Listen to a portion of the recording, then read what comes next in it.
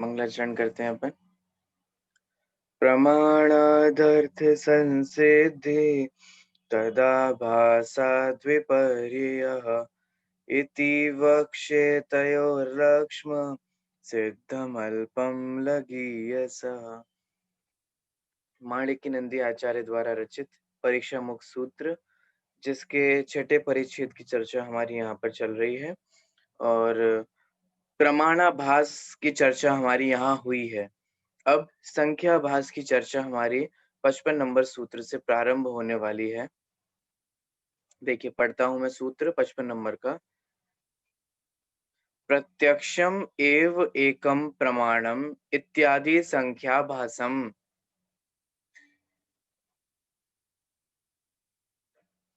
प्रत्यक्षम एव एकम प्रमाणम इत्यादि संख्याभासम। ठीक है। अब देखिए प्रमाणाभास में प्रत्यक्षाभास, परोक्षाभास, फिर उसमें भी स्मरणाभास, प्रत्यभिज्ञानाभास आदि का स्वरूप हम समझ चुके हैं। अब यहाँ संख्या की बात चल रही है। संख्याभास क्या कहलाएगा? प्रमाण की दो भेद माने गए हैं। कौन कौन से? प्रत्यक्ष प्रमाण और परोक्ष प्रमाण। इन दो भेदों में से प्रत्यक्ष को ही प्रमाण मानना, ठीक है, परोक्ष को प्रमाण ही ना मानना। जैसे मैंने आपको बताया था ना, चारवाक मतावलंबी जो है, चारवाक मतावलंबी जो है, ये प्रत्यक्ष मात्र को ही प्रमाण मानते हैं।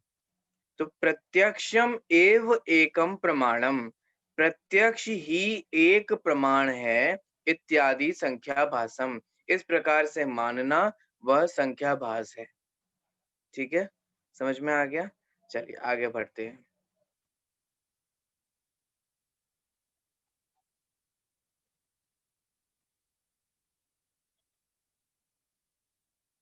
देखिए, लोकायतिकस्य प्रत्यक्षतः परलोक आदि निषेधस्य परबुद्धि आदि च असिद्धे अतद्विषयत्वात्।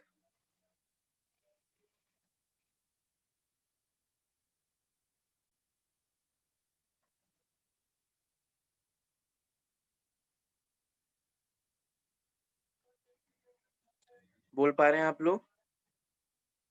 एक बार फिर बोल दूं। लोकायतिकस्य प्रत्यक्षतः परलोक आदि निषेधस्य परबुद्धि आदे च असिद्धे अतद्विषयत्वात्।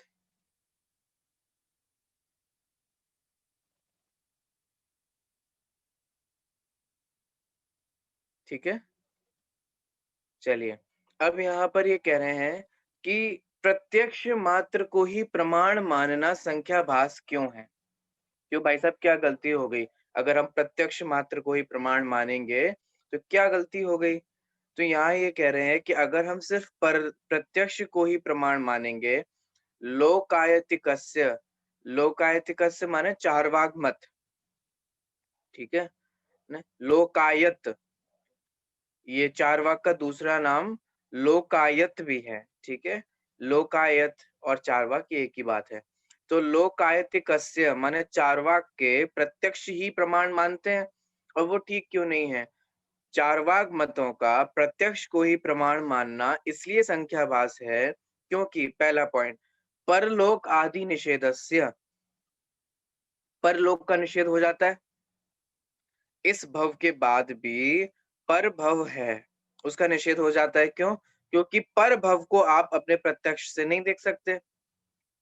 ठीक है, बाकी सभी धर्मावलंबी, सभी दर्शनों ने स्वर्ग, नरक, गतियां, योनियां, इन सबको माना है।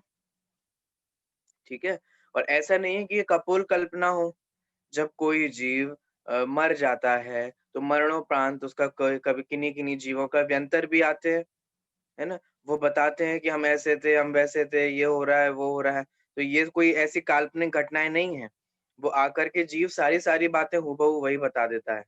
ठीक है, इसका मतलब जीव वही है, ठीक है, जो परभव में गया है, अब वो दूसरी दशा को धारण कर किए हुए है। इसका मतलब ये है कि परभव नहीं होता, ये बात गलत है। लेकिन अगर चार्वाक मतावलंबी यही मानते हैं, क्या मानते हैं? वे यही कहते हैं कि परभव होता ही नहीं। जो मौज करनी है ऐसी मौज इसी भव में कर लो। पार्टी करो, अभी न्यू ईयर आ रही है ना, आज न्यू ईयर है। पार्टी कर लो, नाच लो, गा लो, कोरोना हो जाने दो, इस भव में जी लो जितना करना है। खा लो, P low, happy new year मना लो, है ना? और हैप्पी का मतलब क्या होता है? हैप्पी का मतलब जब खाना हो, जो खाना हो, खाओ, पियो और बस इ इसे नाचो, गाओ, इसे हैप्पी बोलते हैं, ठीक है? इसे हैप्पी माना जाता है। अब आप ये करके हैप्पी तो हो सकते हो, लेकिन आनंदित हो सकते हो? हैप्पी होने में और आनंद होने में अंतर है। ये जो बात सोची गई है, ये इंद्रिय सुख को ध्यान में रख कर के और केंद्रित होकर के सोची गई है, ठीक है? अब जहाँ हम शास्त्रों में एक ओर ये पढ़ते हैं कि इंद्रिय सुख, सुख नहीं है, दुःख ही है, तो वहाँ पर हम इंद्रिय सुख पर ही केंद्रित रख कर के हैप्पी कैसे हो सकते हैं, ठीक है? तो ये बिल्कुल भी हैप्पी नहीं हो सकते, ऐसे इंद्रिय सुख के बुद्धि केंद्रित रख कर ही, ठीक है? इंद्रिय के भोग मधुर विषसम, कहाँ तो हम एक और मधुर विषसम कहते हैं। तो मधुर विष को पी कर के कोई हैप्पी हो सकता है? कोई नहीं हो सकता। आप सोच भले ही लो कि मीठा है, मीठा है, मीठा है, लेकिन विष है, मधुर विष है, ठीक है? अब यहाँ क्या हो रहा है कि वो जो चार्वाक मतावलंबी हैं, वो इसी मान्यता को धारण किए हुए हैं कि इसी भव में जी लो, जो करना है, जो मन में आए सो करो, जो मन में आए सो ओढ़ो, जो मन में आए सो पहनो, खाओ, पियो, जो करना है सो करो। क्यों? क्योंकि जीने के हैं 4 दिन, 4 दिन की जिंदगानी है, मतलब और इस तरीके की बातें कही जाती हैं, है ना? जी भर के जी ले, क्या लेके आया है, क्या लेके जाएगा, जो जीना है सो अभी यहीं, ऐसी-ऐसी बातें भी कही जाती हैं। अब ये क्यों कही जाती है? अरे भाई आप बहुत नैरो होकर के सोच रहे हो। यह जीव इस जीवन से पहले भी था और ये जीव इस जीवन के बाद भी रहेगा। मतलब मैं इस मनुष्य भव से पहले भी था और मैं इस मनुष्य भव के बाद भी रहूँगा। ऐसा नहीं है कि सिर्फ़ मैं मनुष्य भव मात्र तक ही हूँ। ख्याल में आ रहा है? इसके बाद भी हमारा भव है और इससे पहले भी हमारा भव था। अगर हम ये मानेंगे कि प्रत्यक्ष मात्र ही प्रमाण होता है, तो परभव की सिद्धि नहीं हो पाती है। और पूर्व भव की भी सिद्धि नहीं हो पाती, क्योंकि वे दोनों ही भव हमें प्रत्यक्ष से नहीं दिखाई देते, ठीक है? तो पहला है परलोक आदि निषेधस्य, परलोक का निषेध हो जाएगा। स्वर्ग का, नरक का और तो और अरहंत का, सिद्ध का, ये आपको अभी प्रत्यक्ष दिखाई देते हैं, ठीक है? हमने तो अभी इनकी स्थापना निक्षेप से प्रतिमाओं को स्थापित किया हुआ है। बाकी के साक्षात अरहंत तो अभी विरह है उनका, विदेह क्षेत्र में है ना? और सिद्ध परमेष्टि तो लोकाग्र में स्थित है। प्रत्यक्ष को ही प्रमाण मानेंगे, तो पंचमेरु की पूजा कैसे करोगे? बताओ? कर पाएँगे? नंदीश्वर द्वीप, पंचमेरु ये आपको प्रत्यक्ष दिखाई देते? कोई आप में से होके आया है, देख के आया है? अरे न्यू ईयर है, घूम के आते थोड़ा पंचमेरु का। तो नहीं ना, तो हमने प्रत्यक्ष इन्हें नहीं देखा, लेकिन हमने इन्हें आगम से जाना, तो प्रमाण तो है ना, परोक्ष प्रमाण है आगम भी। आप में से किसी को शंका तो नहीं होती ना कि पता नहीं ये होंगे, नहीं होंगे, क्यों? क्योंकि ये आप्तवचनादि निबंधनम अर्थम ज्ञानम आगमा है और उस आगम से होने वाला ज्ञान ये परोक्ष ज्ञान है और ये परोक्ष ज्ञान भी प्रमाण है, ठीक है? आप अपने लौकिक जीवन में देखेंगे तो सिर्फ प्रत्यक्ष से ही काम नहीं चलता। कितनी सारी चीज़ें अनुमान के भरोसे चल रही हैं। कितनी रिसर्चेज़ बोल रहा हूँ रिसर्चेज़, कितनी सारी जो शोध खोज की जाती हैं, उनमें अनुमान ज्ञान का प्रयोग किया जाता है। तो प्रत्यक्ष मात्र को ही प्रमाण नहीं मान सकते, ठीक है? क्योंकि परलोक का निषेध हो जाएगा और देखो दूसरी बात, पर बुद्धि आदिश्च, पर बुद्धि, पर बुद्धि माने दूसरे की बुद्धि आदि की भी सिद्धि नहीं हो सकती। क्यों? क्योंकि दूसरे की बुद्धि हमें दिखती थोड़ी ना है। आपकी बुद्धि हमें दिखाई दे रही है? आपके दिमाग का जो स्ट्रक्चर है वो मुझे दिखाई दे रहा है? नहीं दिखाई दे रहा ना? लेकिन दिमाग तो है ना? इसमें तो कोई डाउट नहीं है ना? क्यों? क्योंकि हम सभ्यता वाले काम कर रहे हैं, इससे हमें समझ में आ रहा है कि हाँ भाई अकल है। क्योंकि जो असभ्य बातें करता है उससे हम कहते हैं, "क्यों अकल नहीं है क्या तुम्हें? कैसे बात कर रहे हो?" कहते हैं कि नहीं कहते?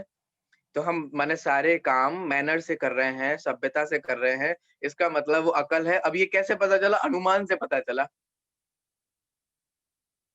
अब अनुमान को तो आप प्रमाण मान ही नहीं रहे हो, तो फिर दूसरे की बुद्धि कैसे दिखेगी? ज़रूरी है कि आप में बुद्धि है कि नहीं, मैं आपका पहले दिमाग ऑपरेशन के देखूँ और फिर चेक करूँ कि बुद्धि है कि नहीं। ऐसे ऐसे थोड़ी ना होता है। आपका हर्ट है कि नहीं? आपका हर्ट मुझे दिख रहा है? नहीं दिखता। डॉक्टर भी जो मशीन्स वगैरह लगाते हैं, तो मशीन्स भी वो अनुमान ज्ञान होता है। ठीक है? वो आपकी हार्ट बीट से blood pressure high, blood pressure low, उससे अनुमान ज्ञान लगाया जाता है। कोई हार्ट बीट थोड़ी ना दिखाई देती है। नहीं, नहीं वो दिखती ना, वो ऐसे चलती है। अरे वो आपकी हार्ट बीट थोड़ी ना ऐसे चलती है।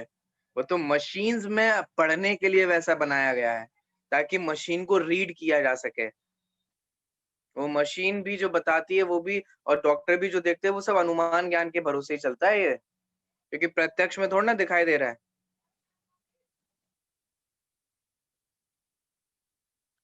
तो दूसरे की बुद्धि हमारे लिए क्या हो जाएगी?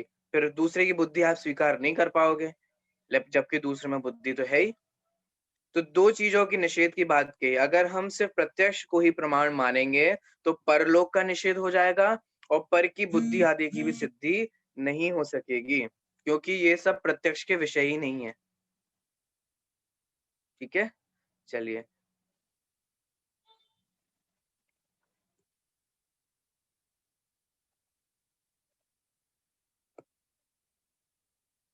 अब यहाँ पे अन्य मतावलंबियों के द्वारा एक प्रमाण मानते हैं, वे गलत। अब जो 2, 3, 4, 5 प्रमाण मानते हैं, उनकी भी बात देखो 57 नंबर सूत्र में कर रहे हैं। सौगात, सांख्य, योग, प्रभाकर, जैमिनीयानाम, प्रत्यक्ष, अनुमान, आगम, उपमान, उपमाना, अर्थापत्ति, अभावे, एक एक अधिकई, व्याप्तिवत।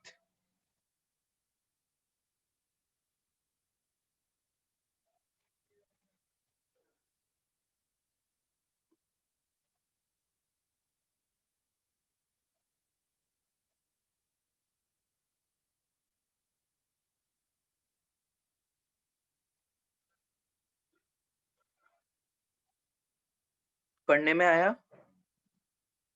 पढ़ पा रहे हैं आप लोग? चलिए, अब यहाँ पर देखो कितने ये सब जो नाम आए हैं ना, ये अन्य मतावलंबियों के नाम हैं। कौन-कौन से? सौगात, सांख्य, योग, प्रभाकर, जैमिनीय, ठीक है? ये सब एक-एक, एक-एक अधिक प्रमाण मानते हैं। देखो जैसे कैसे? चारवाक कितने प्रमाण मानते हैं? 1। कौन-सा? प्रत्यक्ष, ये अभी हमने पढ़ लिया। बौद्ध कितने मानते हैं? ये आप पढ़कर आए हो। 2। प्रत्यक्ष और अनुमान, ठीक है? सांख्य मानते हैं 3। प्रत्यक्ष, अनुमान और आगम, ठीक है? और योग मानते हैं 4। प्रत्यक्ष, अनुमान, आगम और उपमान। प्रभाकर मानते हैं 5। प्रत्यक्ष, अनुमान, आगम, उपमान और अर्थापत्ति, ठीक है? और जैमिनीय मानते हैं 6। प्रत्यक्ष, अनुमान, आगम, उपमान, अर्थापत्ति और अभाव।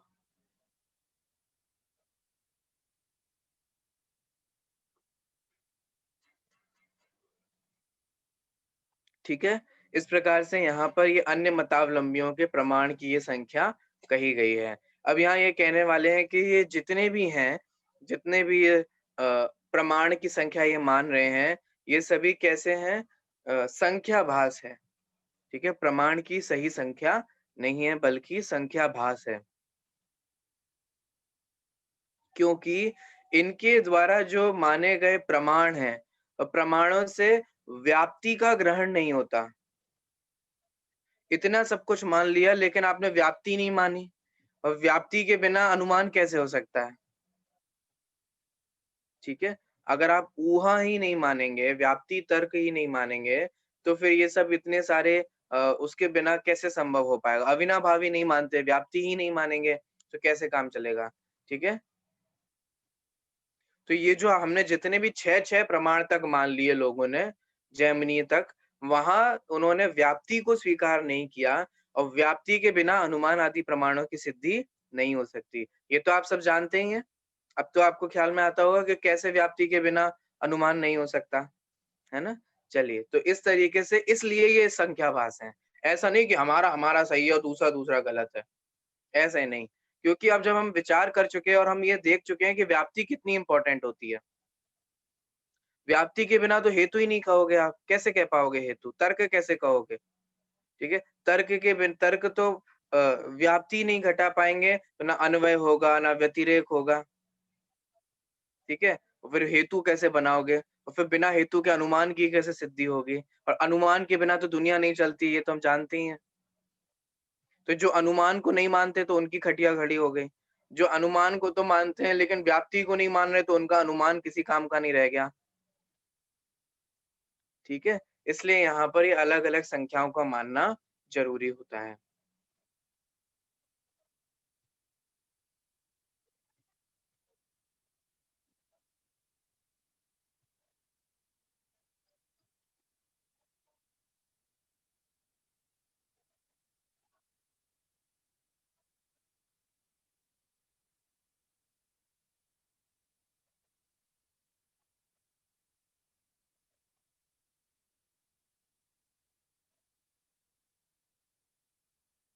देखिए, अब मैं आपको एक मज़ेदार विषय सुनाता हूँ। ये मज़ेदार विषय माने इसी प्रकरण से संबंधित आगे। चारवाक कितने को प्रमाण मानते हैं? एक को ही, किसे? प्रत्यक्ष को। अगर क्या ये बात सही हो सकती है? नहीं हो सकती। क्यों नहीं हो सकती? क्योंकि अभी हमने देखा ना 2 चीज़ें कौन-कौन सी? परलोक और परबुद्धि आदि का सत्ता कैसे सिद्ध करोगे आप? अगर प्रत्यक्ष को ही प्रमाण मानोगे। तो फिर अब चारवाक कहते हैं कि तो हम वो तो अनुमान से मान लेते हैं, ठीक है? फिर अगर आप अनुमान से मान लेते हो तो फिर प्रत्यक्ष के अलावा अनुमान की ज़रूरत पड़ गई ना, तो फिर प्रत्यक्ष मात्र ही प्रमाण कैसे सिद्ध होगा? देखो इसी बात के लिए यहाँ पे 58 नंबर का सूत्र कह रहे हैं। अनुमान आदे अतत् विषयत्वे प्रमाण अंतरत्वम्। अनुमान आदे अतत् विषयत्वे प्रमाण अंतरत्वम्।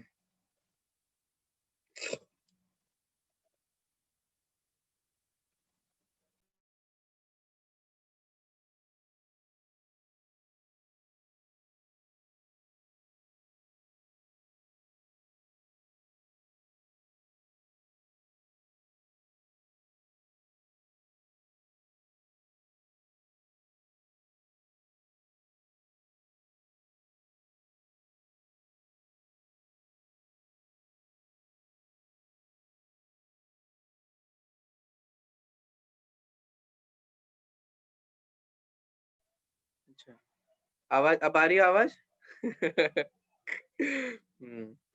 देखिए, हाँ, तो वो अभी जो मैंने आपको पूरा प्रसंग सुनाया ना कि पर बुद्धि और परलोक का निषेध हो जाएगा, तो फिर वे कहते हैं कि भाई हम अनुमान मान लेते हैं ना, अनुमान से सिद्धि हो जाएगी। अब देखो आचार्य कह रहे हैं कि यदि आप वो विषय अनुमान आदि से उनका विषय होना माने, अनुमान आदे अतत् विषयत्वे, अगर आप अनुमान आदि से उन विषयों का होना मानेंगे, तो फिर प्रमाण अंतरत्वम, तो फिर आपको प्रत्यक्ष के अलावा अन्य प्रमाण की भी आवश्यकता पड़ी। तो फिर आप जो बोलते हैं कि प्रत्यक्ष ही एकमात्र प्रमाण है, वो गलत सिद्ध हो गया। ठीक है? इसीलिए प्रमाण को छोड़ करके अन्य प्रमाणों की प्रत्यक्ष को छोड़ करके अन्य प्रमाणों की आवश्यकता होती है और प्रत्यक्ष और परोक्ष ये सही भेद हैं।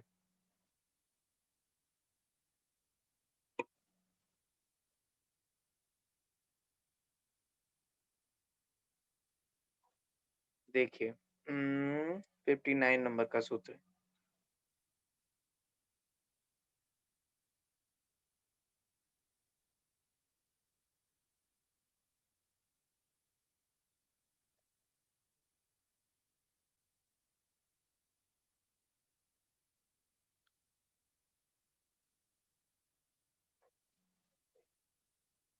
देखिए अपन सूत्र बोलते हैं 59 नंबर का। तर्कस्य एव व्याप्तिगोचरत्वे प्रमाणान्तरत्वम् अप्रमाणस्य अव्यवस्थापकत्वात्।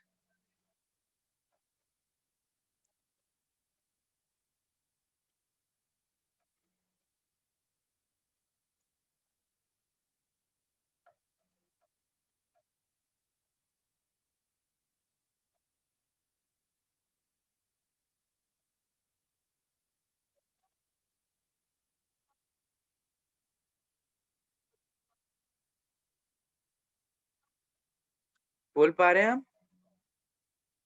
अब देखो, अब हमने ये अन्य मतावलंबियों से ये कहा था ना कि भैया आपने ये जो प्रमाणों की संख्या बताई है, इसमें आपने अनुमान आदि प्रमाणों की तो बात कर ली, लेकिन व्याप्ति तो है ही नहीं, नहीं है ना? तो फिर अन्य मतावलंबी कहते हैं, अरे व्याप्ति का काम तो हम तर्क से चला लेंगे। व्याप्ति का काम हम किससे चला लेंगे? तर्क से चला लेंगे। तो फिर हमने उनसे कहा कि अगर आप व्याप्ति का काम तर्क से चला लेंगे, तो फिर हमें तर्क एक और एक्स्ट्रा प्रमाण की ज़रूरत पड़ी कि नहीं पड़ी? फिर तो आपकी संख्याबाज़ हो गई। समझ में आया क्या कहा? अगर आप ये देखो अनुमान के लिए व्याप्ति ज़रूरी होती है और अगर आप ये कहते हो कि हम उस व्याप्ति का काम तर्क से चला लेंगे, तो तर्क तो आप प्रमाण मानते ही नहीं। तो फिर अगर आपको एक्स्ट्रा प्रमाण की ज़रूरत पड़ी और फिर जो आपने जो संख्या बताई है, फिर वो उसमें विरोध आ रहा है। देखो इसी बात को यहाँ पे समझा रहे हैं। जैसे तर्क को व्याप्ति का विषय करने वाला मानने पर जो बौद्ध आदि मतांतर हैं, माने अन्य मतावलंबी हैं, उनको भी प्रमाणों से भिन्न एक अन्य प्रमाण मानना पड़ेगा। ठीक है? तर्क को अन्य प्रमाण मानना पड़ेगा, क्योंकि अप्रमाण ज्ञान पदार्थ की व्यवस्था नहीं कर सकता। ये लॉजिक समझ में आया क्या कह दिया? ये नहीं आया होगा, मैं बता रहा हूँ नहीं आया होगा। ये लास्ट वाला लॉजिक मैं फिर से बोलता हूँ, क्योंकि अप्रमाण ज्ञान पदार्थ की व्यवस्था नहीं कर सकता। ये लॉजिक क्या है? ये लॉजिक ये है, देखो समझना, आप क्या कह रहे हो कि भई हम अनुमान में जो व्याप्ति की ज़रूरत है उसका काम कैसे चला लेंगे? तर्क से चला लेंगे। तो तर्क प्रमाण है कि अप्रमाण है पहले ये बताओ? क्योंकि तर्क को तो प्रमाण ज्ञान आपने स्वीकार ही नहीं किया। तो अप्रमाण ज्ञान से प्रमाण ज्ञान हो जाएगा। तर्क जब अप्रमाण है तो उससे अनुमान रूप प्रमाण ज्ञान कैसे हो जाएगा? आया समझ में? आया कि नहीं आया? शशि जी समझ में आया आपको? अप्रमाण से प्रमाण ज्ञान देखो, आप समझो, स्मृति किसके आधार से होती है? प्रत्यक्ष से। तो प्रत्यक्ष भी प्रमाण है और स्मृति भी प्रमाण है। फिर प्रत्यभिज्ञान किससे होता है? प्रत्यक्ष और स्मृति पूर्वक होता है। तो दोनों ही प्रमाण है तभी तो प्रत्यभिज्ञान प्रमाण है। ध्यान में आ रहा है? है ना? तर्क भी प्रमाण है इसीलिए तो अनुमान प्रमाण है। अब अगर तर्क ही प्रमाण नहीं हो, तो फिर अनुमान प्रमाण कैसे होगा? ख्याल में आ रहा है? अगर हम स्मृति को ही प्रमाण नहीं मानेंगे, तो फिर प्रत्यभिज्ञान प्रमाण कैसे हो जाएगा बताओ? क्योंकि प्रत्यभिज्ञान स्मृति के आधार से ही होता है। अब समझ में आ रहा है? अब रुको अन्य मतावलंबियों के पास आ रहे हैं। हमने कहा कि आपने अनुमान मान लिया बढ़िया, व्याप्ति बताओ व्याप्ति, व्याप्ति कहाँ है?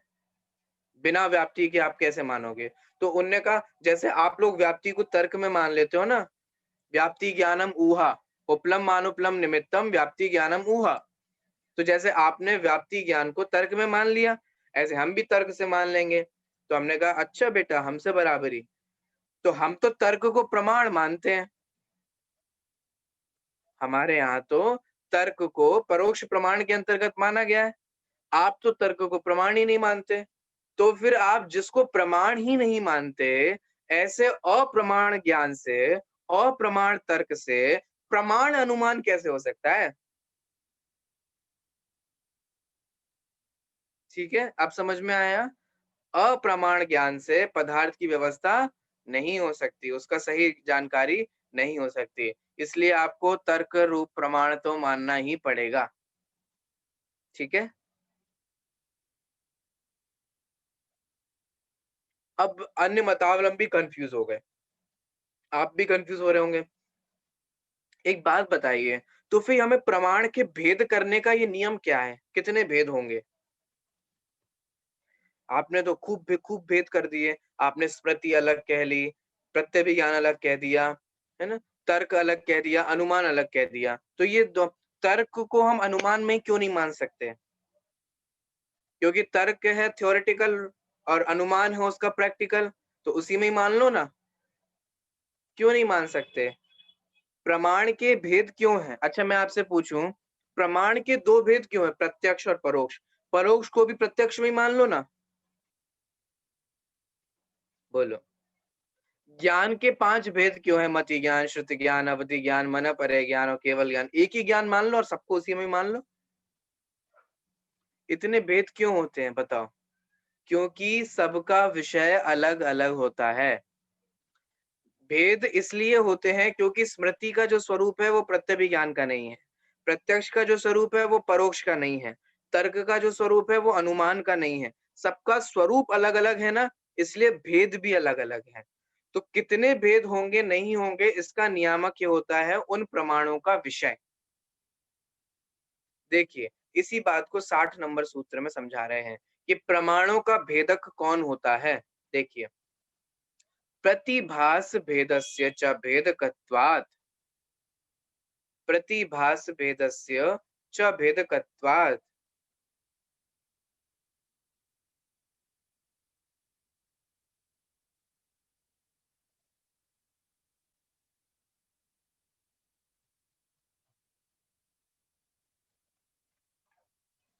बोलने में आ रहा है? अब देखिए क्या है? प्रतिभास भेदस्य, प्रतिभास का भेद होने से प्रमाण प्रतिभास भेदस्य च भेदकत्वात्, प्रमाणों में भेद होता है। प्रतिभास का भेद होता है माने विषयों का अंतर पड़ता है, इसीलिए उनमें भेद पड़ता है। ठीक है? माने हम व्याप्ति का ग्रहण प्रत्यक्ष में नहीं कर सकते। ठीक है? प्रत्यक्ष का स्वरूप अलग है, तर्क का स्वरूप अलग है, व्याप्ति अलग है, ठीक है? व्याप्ति ही तर्क है, ठीक है? अनुमान अलग है, आगम अलग है, तो इन सबका स्वरूप अलग-अलग है। हम इनमें एक-दूसरे में शामिल नहीं कर सकते। प्रत्यक्ष स्पष्ट होता है, ठीक है? क्या हम व्याप्ति को प्रत्यक्ष में शामिल कर सकते हैं? अन्य मतावलंबी कहते हैं कर लो, नहीं कर सकते। क्यों? क्योंकि प्रत्यक्ष स्पष्ट होता है और व्याप्ति विशद नहीं होती, स्पष्ट नहीं होती। परोक्ष प्रमाण है ना? इन सबका विषय भी अलग-अलग होता है।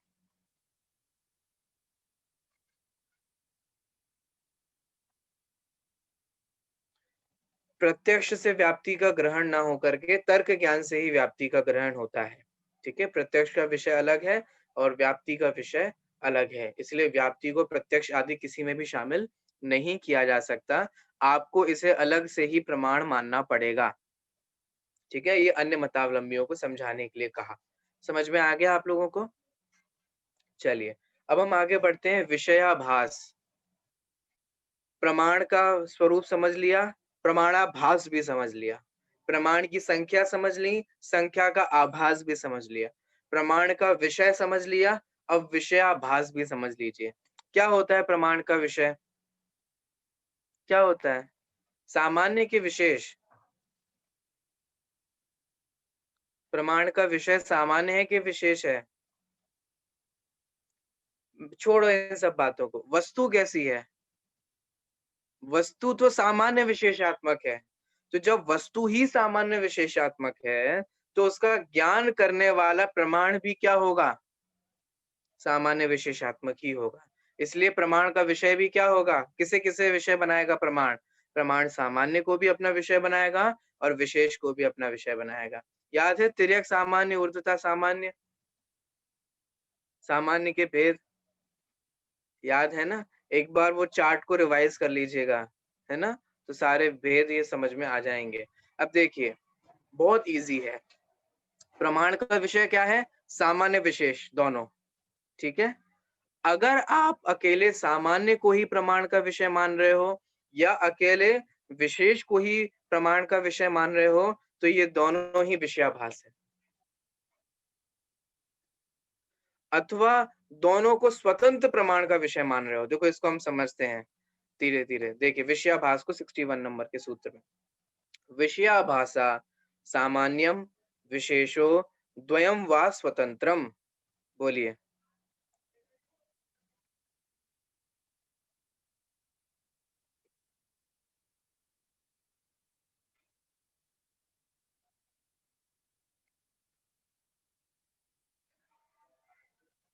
ठीक है?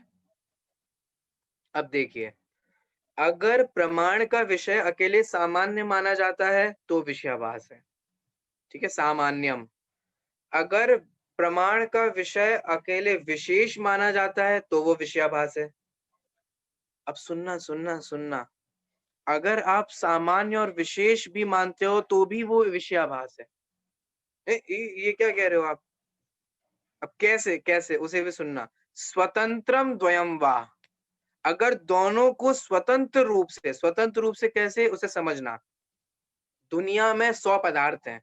100 पदार्थ में से 50 पदार्थ सामान्य है और 50 पदार्थ विशेष हैं। इनको तो सामान्य जानता है, इनको तो विशेष जानता है। अब ये क्या हो गया? ये भी गलत हो गया। भले ही माना तो सामान्य विशेष दोनों, लेकिन किसी को सामान्य और किसी को विशेष। समझ में आ रहा है? जबकि ऐसा नहीं है। सभी सामान्य विशेषात्मक है। ख्याल में आ रहा है? ऐसे ही सब पे घटित होगा। अन्य मतावलंबियों में क्या होता है?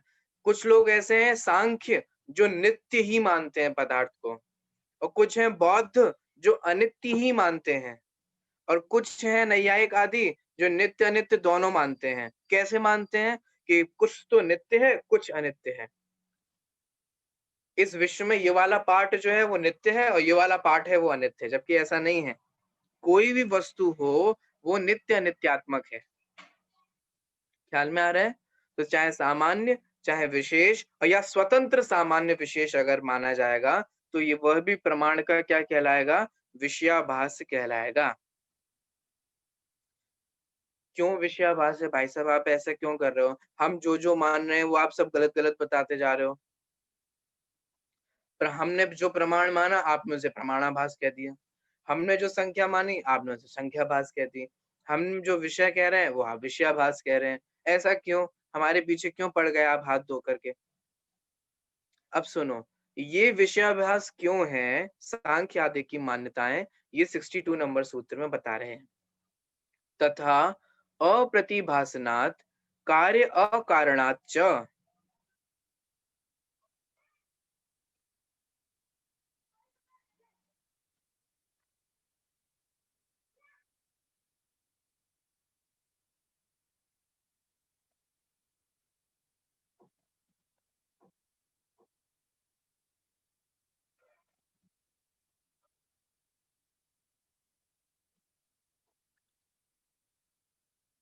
पढ़ने में आया आप लोगों के? पढ़ पा रहे हैं? देखिए, अब सांख्य आदि की मान्यता ये विषयाभास क्यों है? तथा अप्रतिभासनात्, अप्रतिभास होने से, अकारणात्, ना करने वाला होने से। देखिए क्या कह रहे हैं? देखो सिंपल सी बात इतनी सी है, वस्तु प्रमाण को सामान्य विशेष या स्वतंत्र सामान्य विशेष मानने से पदार्थों का सही प्रकार से ज्ञान नहीं होगा, क्योंकि पदार्थ की प्रतीति, पदार्थ का निर्णय सामान्य और विशेषात्मक होता है। वस्तु जब हमें जानने में आती है, तो उसका सामान्य और विशेषात्मक हमें एक साथ जानने में आते हैं। ना अकेले सामान्य जानने में आता है, ना अकेले विशेष जानने में आता है, कोई भी वस्तु। आपने गाय को जाना ना, तो गाय में गायपना जैसे आपने बहुत सारी गायें देखो आप समझना, आप गार्डन में गए, है ना? फील्ड में गए, गार्डन में तो नहीं मिलेगी, फील्ड में गए आपने ना, कहीं खेत-वेत में आप गए और वहां आपने बहुत सारी गायों को देखा। अब बताओ आपने सामान्य ज्ञान किया कि विशेष ज्ञान किया? आपने एक साथ दोनों किए। आपने सब में गायपना भी देखा और फिर उनमें ये काली है, ये गोरी, ये पीली है, इसका सींग टूटा हुआ है, इसका पैर खराब है, ये बहुत तेज दौड़ रही है, ये स्फूर्ति है, ये नई है, ये बच्ची है, ये बड़ा हो गया। मैंने ये जो ऐसे करके जाना ना, ये विशेष भी जाना। ठीक है? किसी भी पदार्थ का हमें निर्णय जो होता है वो सामान्य विशेषात्मक ही होता है। अगर हम अकेला सामान्य, अकेला विशेष या स्वतंत्र सामान्य और विशेष मानेंगे तो उससे हमें सही प्रकार से पदार्थ का निर्णय नहीं हो सकता। इसीलिए इन्हें क्या कहा गया है? विषयाभास कहा गया है। ख्याल में आया?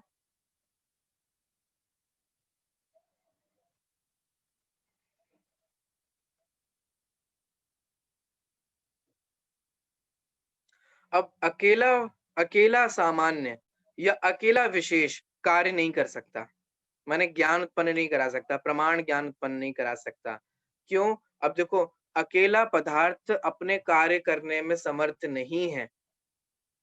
इस मान्यता को पुष्ट करते हुए आगे का सूत्र बता रहे हैं। या हम ऐसा कह सकते हैं, हम तो अकेला ही पदार्थ कार्य देखो, क्या कोई भी पदार्थ अकेला कार्य कर सकता है?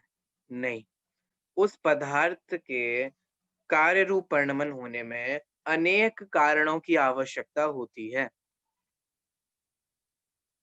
ये तो आपने वाक्य सुना है ना, प्रत्येक कार्य के होने में अनेक कारण होते हैं कि नहीं होते हैं? बिना कारण के कोई कार्य हो सकता है? नहीं हो सकता। अकेला पदार्थ स्वयं कार्य करने में समर्थ नहीं होता। सॉरी। अन्य कार्यों की अन्य कारणों की आवश्यकता पड़ती है, जिन्हें हम पंच समवाय भी कहते हैं। निमित्त आदि की भी आवश्यकता होती है। ठीक है? बिना निमित्त के भी कोई कार्य नहीं होता। बिना भवितव्य, स्वभाव, काल अवधि, है ना? पुरुषार्थ, इनमें से किसी के भी बिना कार्य नहीं होता। ठीक है? इसीलिए हमें ये समझना चाहिए कि अकेला पदार्थ स्वयं कार्य करने में समर्थ नहीं होता। देखो, इसी बात को 63 नंबर सूत्र में बता रहे हैं। समर्थस्य करणे सर्वदा उत्पत्ति अनपेक्षत्वात्।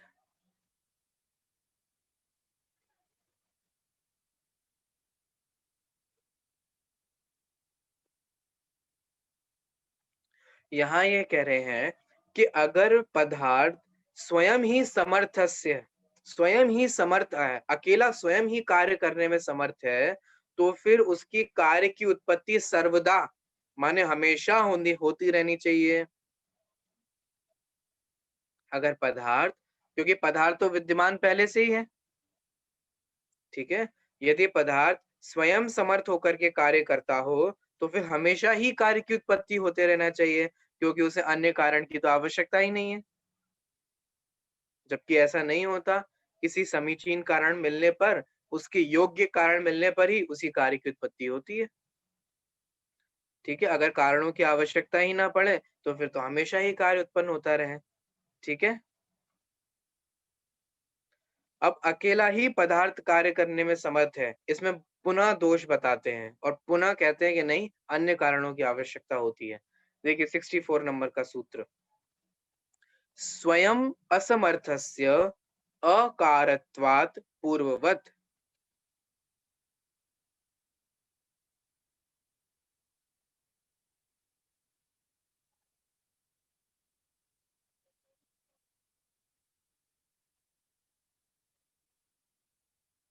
फिर से बोलूं?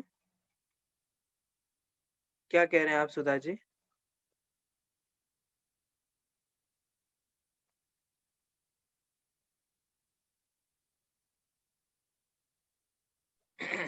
आपने 64 सूत्र नहीं किया, 65 पे चले गए।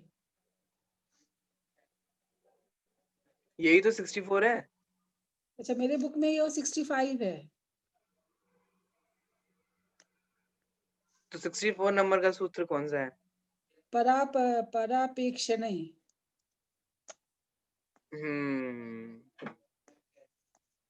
परापेक्षणे परिणामित्व ठीक है, ठीक है, ठीक है, मन्यथा। समझ गया।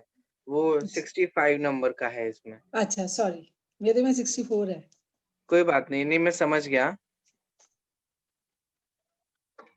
ये इसमें बुद्धिपूर्वक इस मेरे पास जो एडिशन है उसमें बुद्धिपूर्वक एक सूत्र पहले दिया गया है, फिर एक सूत्र बाद में दिया है, ठीक है? है वही सूत्र, बस एक पहले एक बाद में है।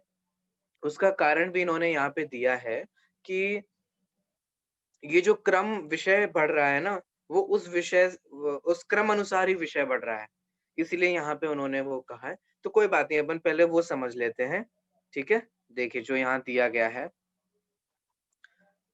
आपके में 65 नंबर का सूत्र जो है उसे समझ लेते हैं। स्वयं असमर्थस्य आकारत्वात् पूर्ववत्, बोलिए।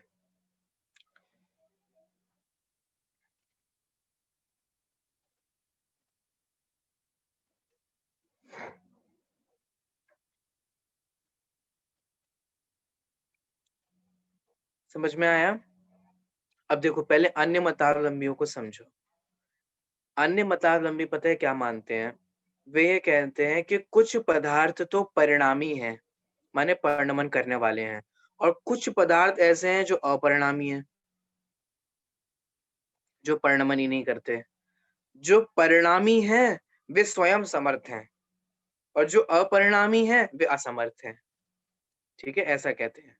तो हमने अभी क्या कहा कि भाई अगर समर्थ पदार्थ भी है, तो भी वो बिना किसी अन्य कारणों की अपेक्षा किए परिणमन नहीं कर सकता। क्योंकि अगर समर्थ पदार्थ भी हो, तो भी उसे अन्य कारणों की अपेक्षा होती ही है, वरना कार्य तो हमेशा फिर उत्पन्न होते रहना चाहिए था। ठीक है? ये समझ में आया? अब यहाँ क्या कह रहे हैं कि जैसे समर्थ पदार्थ अकेला कार्य नहीं कर सकता, वैसे ही असमर्थ पदार्थ भी अकेला परिणमन नहीं कर सकता।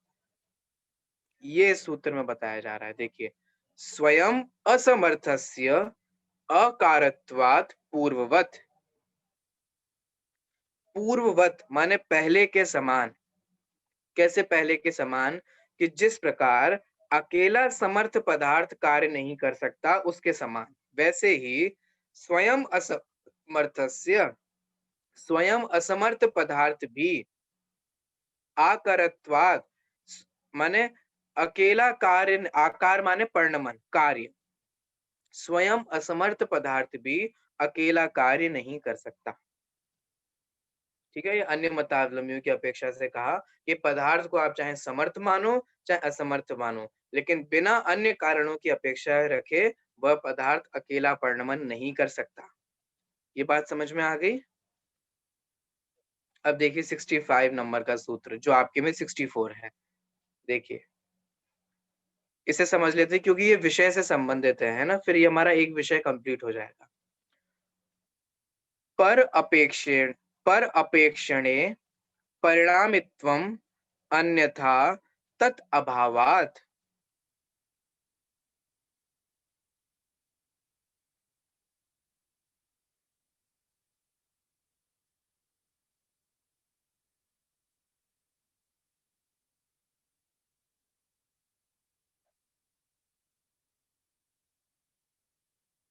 पढ़ पा रहे हैं? अब देखिए यहाँ आचार्य क्या कह रहे हैं। आचार्य यहाँ ये कह रहे हैं कि भाई चाहे वो समर्थ पदार्थ हो चाहे असमर्थ पदार्थ हो, वो दूसरे सहकारी कारणों के सहयोग से ही उसमें परिवर्तन होता है। कोई भी कार्य होता है तो उसमें अनेक कारण होते हैं, चाहे आप उस पदार्थ को कैसा भी माने, लेकिन वो पदार्थ जो होता है वो अन्य कारणों की अपेक्षा से ही परिणमन करता है, अन्यथा वह कार्य नहीं हो सकता। ठीक है? कालब्धि, होनहार, भवितव्य, है ना? भवितव्य, होनहार एक ही हैं। स्वभाव भी आवश्यकता है, पुरुषार्थ भी होना चाहिए, निमित्त भी है। तो ये सब इन सब सहकारी कारणों के पूर्वक ही कार्य होता है। आप चाहे कितने भी शक्तिशाली हो, तो भी पंच समवाय पूर्वक कार्य होगा। तीर्थंकर जैसे जीव हो, तो भी पंच समवाय पूर्वक ही मुक्ति होगी। और चाहे कोई साधारण जीव हो, तो उसकी भी मुक्ति भी पंच समवाय पूर्वक ही होगी। माने कोई भी हो, चाहे आप शक्तिशाली हो, चाहे आप अशक्त हो, पंच समवाय पूर्वक अन्य कारणों के पूर्वक ही कार्य होता है। ठीक है? पर अपेक्षेण दूसरे अन्य कारणों की अपेक्षा पूर्वक ही परिणामित्वम परिणमन होता है, अन्यथा तद अभावात, अन्यथा वरना कार्य नहीं हो सकता। सूत्र समझ में आया? ठीक है? इसलिए इस प्रकार यहाँ आचार्य कह रहे हैं कि भैया पदार्थ का परिणमन अनेक कारणों पूर्वक होता है। एक कार्य अनेक कारण पूर्वक होता है। ऐसा नहीं होता है कि कोई समर्थ है तो किसी कोई ज़रूरत नहीं है और कोई के असमर्थ है तो इसे क्या ज़रूरत है? ऐसा नहीं होता है। पदार्थ का परिणमन अनेक कारण पूर्वक ही होता है। ठीक है? चलिए। अब प्रमाण के फल का विषय प्रमाण देखो हमने क्या पढ़ लिया? प्रमाणाभास, इनका स्वरूप, स्वरूपाभास, संख्याभास, विषयाभास, ठीक है? अब हमारा क्या बचा? फलाभास, ठीक है? उस फलाभास की चर्चा अपन कल करेंगे। 1-2 दिन में हमारी कक्षा पूर्ण हो जाएगी, या तो कल हो जाएगी या परसों हो जाएगी और फिर हमारा ये परीक्षामुख ग्रंथ जो है, वो परिपूर्ण हो जाएगा, ठीक है? वो तो परिपूर्ण है ही, हमारे ज्ञान में भी उसका ज्ञान परिपूर्ण हो जाएगा, ठीक है? आप लोग रिवाइज़ कर लीजिएगा, अभी की कक्षा को अपन यहीं विराम देते हैं। बोलिए महावीर भगवान की जय।